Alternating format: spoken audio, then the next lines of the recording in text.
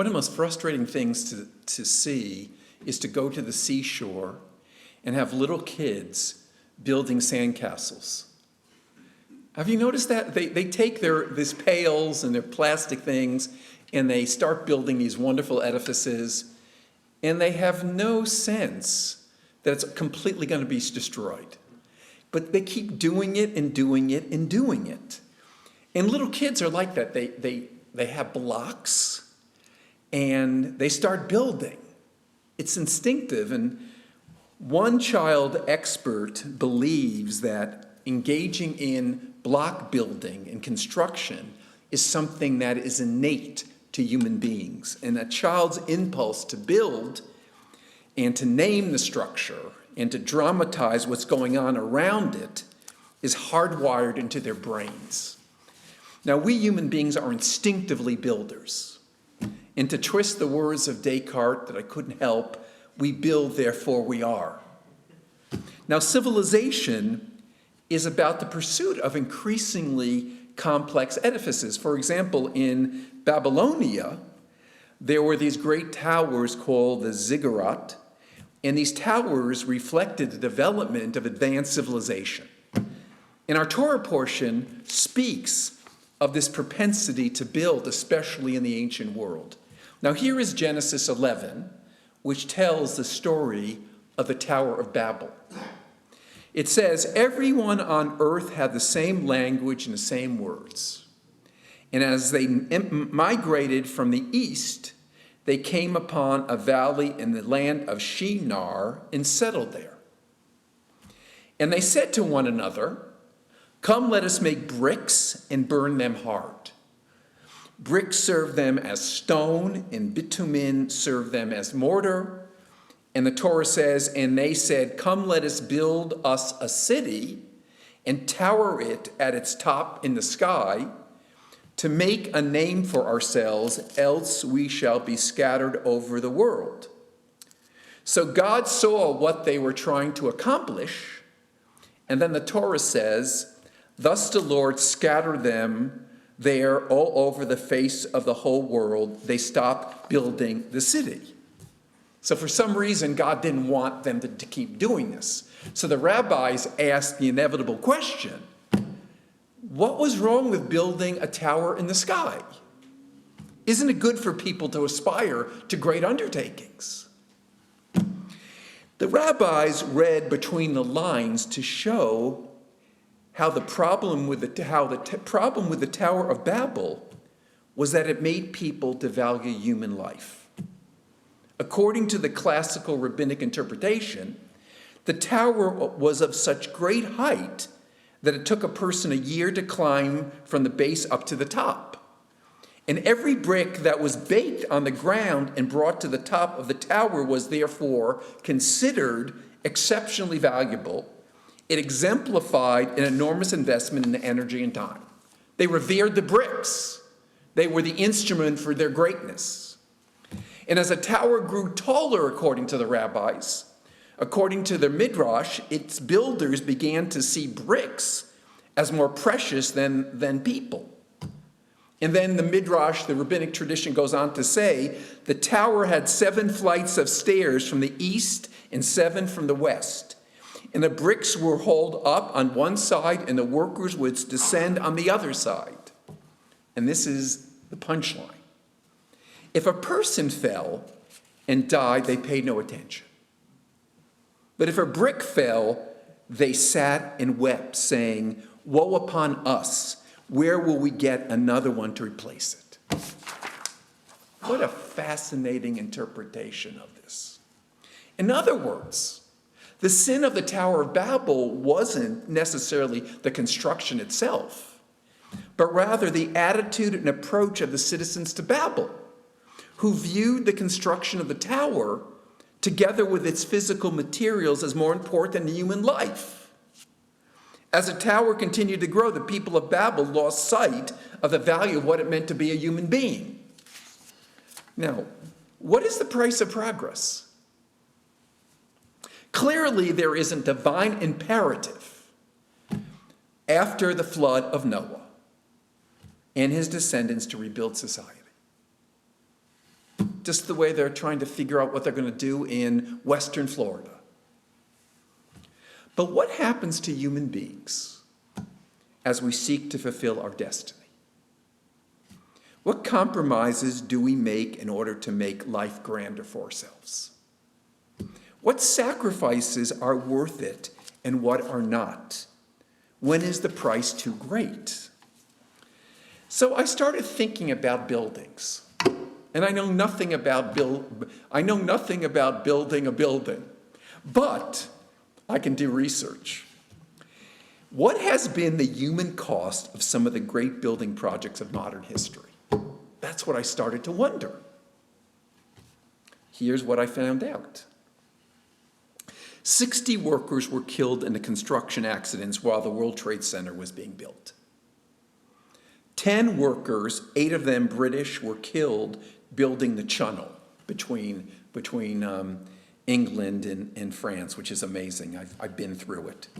5 known deaths were involved in the construction of the Empire State Building, although the Daily News reported it really was 14.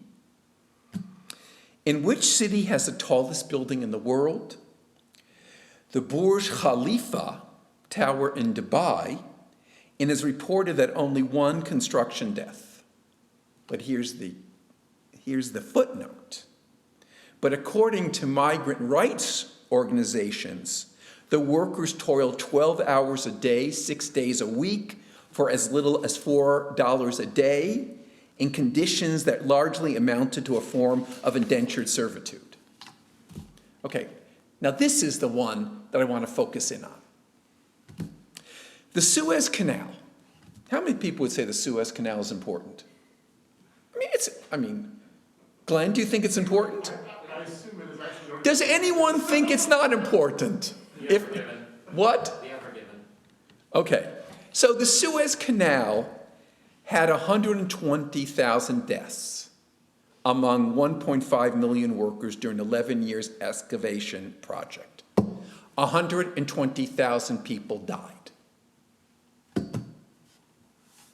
Since the establishment of the Suez Canal in 1869, it is the most important artery and waterway for world trade between East and West. It is the most important waterway for moving petroleum between production sources and the consumption markets. Today, a ship traveling from a port in Italy to India would cover around 4,400 nautical miles if it passed through the Suez Canal, a journey that at a speed of 20 knots would take about 9 days. The second quickest way to complete the same journey would be via Cape of Good Hope and around Africa. At the same speed, it would take 3 weeks to traverse the route, which is 10,500 nautical miles long. You save how many days? You save 12 days. The economic impact is extraordinary, but was it worth 120,000 lives? How do we answer such questions with any certitude? We can look at it very clinically, look at what was accomplished, how the world was changed for the better. But tell that to the families of those people who died, or the people that basically had no other choice, they were really slaves. Was one human life worth shortening the distance between Italy and India by 6,100 nautical miles? Now here is one biblical example that is quite disturbing. It really is. The first temple was built by King Solomon in 7 years. The popular perception of King Solomon is that he was the wisest man in the world, who lived and who, according to tradition, the king who built God's temple in Jerusalem, the holiest site in Judaism. However, a close study of the biblical text reveals the true character of Solomon. In his desire to enlarge the splendor of his kingdom, Solomon introduced policies that disrupted the lives of many people in Israel, brought untold misery to many others, and eventually caused a division of the kingdom after his death. According to 1 Kings 9, chapter 9, verse 15, Solomon established a system of enforced labor in Israel in order to build the house of the Lord. Enslavement of his own people was the price of glory. How holy was the temple? Now, how do we glorify God by enslaving people? Or I believe, for example, the U.S. Capitol was desecrated by seditionists on January 9th, 2021. It's an unforgivable wound against our democracy. But is this place of democracy so sacred if 200 slaves were used to construct it? There's a lot of whitewashing of our history when we proclaim our love of country. Now, many of us grew up thinking the Tower of Babel was a biblical fairy tale. Little did we know of the moral questions it raises. Our society wants to do great things, as we should want to do. We want big cities. We want to explore the universe. We want to build devices that give us amazing power of calculation, communication, and creativity. We want to amass wealth and luxuries and military security. We crave cheap gas, cheap clothing, and computer chips. We should. That is what makes human beings great and life worth living. But how many people and children need to be dehumanized and exploited for us to have those things? How do we balance our desire for power and success and comfort with the values of human life? Especially people who we never have met in their tortured lives that we've never comprehended. Do I want some cheap piece of clothing if in Vietnam kids are in sweatshops? How do we determine in any given undertaking whether we care more about the bricks than about human beings? Life is filled with so many impossible calculations of conflicting goals of irreconcilable value. That's the challenge of the Tower of Babel. The price of civilization and its contradictions. It seems that the people of Babel did not want to think about these questions. Indeed, they didn't care. And that is their sin. That is what troubled God. They ignored the important questions about the value of life. It's quite good for our souls to be tormented by these contradictions. I believe torment is a great religious value. What we seek impacts the lives of others. And in pursuit of life which balances success and decency, we can never stop struggling with these profound moral challenges. And if we do, we surely have lost part of our humanity and do not understand the essential value of Judaism. We're all created in the image of God. Shabbat shalom.